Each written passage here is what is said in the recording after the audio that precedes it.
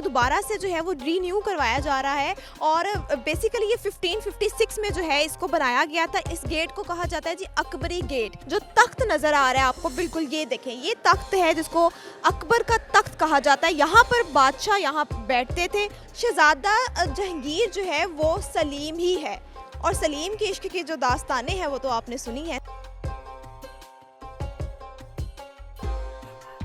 अस्सलाम वालेकुम नाजरीन, मैं हूं आपकी होस्ट बिस्मा इशफाक और आज मैं मौजूद हूं जी लाहौर की सबसे मशहूर जगह पे, जिसको जो है वो कहा जाता है लाहौर की जान है, लाहौर की शान है, लाहौर की पहचान है। जी मैं इस वक्त मौजूद हूं जी लाहौर फोर्ट के बाहर। इसको जो बनाया था वो अकबर ने जो है वो बनाया था 1556 में। तो चलिए अब आगे हम बढ़ते हैं, आप लोगों को दिखाते हैं मजीद क्या हिस्ट्री है।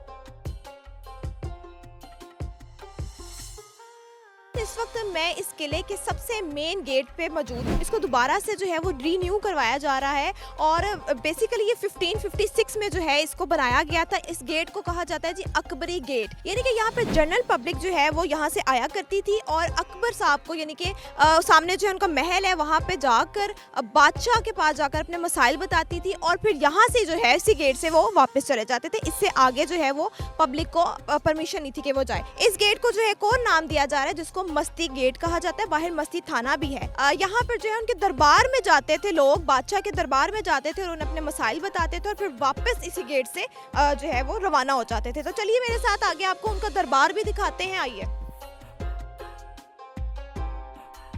जी नाज़रीन, अब मैं आ गई हूँ, मेरा अगर कैमरामैन पीछे दिखाए तो ये एक हवेली बनी हुई है। एक नीचे हवेली है और एक ऊपर हवेली है। बेसिकली ये नीचे एक महल है जिसको अकबरी महल कहा जाता है और जो ऊपर वाला पोर्शन है, जो एक महल नजर आ रहा है, इसके ऊपर एक नीचे पैलेस है और ऊपर एक और महल है। बेसिकली ये ऊपर वाला जो महल है वो यहाँ पे जब सिखों ने कब्जा कर लिया था तो सिखों का एक बेटा था जिसको खड़क सिंह कहा जाता था। उस खड़क सिंह ने अपना जो महल है वो ऊपर बना लिया, नीचे अकबरी जो है वो पैलेस हो गया और ऊपर जो है कब्जा करके ऊपर महल बना लिया गया था। तो चलिए मेरे साथ आगे और दिखाते हैं आप।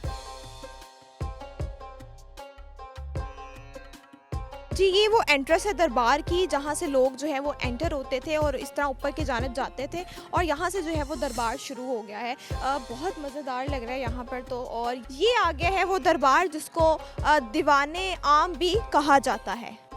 जी नाज़रीन, अब हम इस दरबार के अंदर आ चुके हैं और एग्जैक्ट उस पॉइंट पे खड़े हैं कि पीछे जो है वो जो तख्त नज़र आ रहा है आपको, बिल्कुल ये देखें, ये तख्त है जिसको अकबर का तख्त कहा जाता है। यहाँ पर बादशाह यहाँ बैठते थे और अवाम जो है, यानी कि जो उनके गार्ड्स और उनके जो वज़रा हैं वो सारे साइडों पे खड़े होते थे और ये लाइन वाइज जो है वो सारे खड़े हो जाते थे और फिर सारी पब्लिक यहाँ पर बैठ के जो है वो अपने मसाइल इनको बताया करती थी। तो बेसिकली यहाँ पर जो है वो अकबर बादशाह जो है बैठा करता था, यहाँ पर फैसले होते थे और जो भी वो लोगों के मसाइल सुनते थे यहाँ बैठ के वो हल करते थे।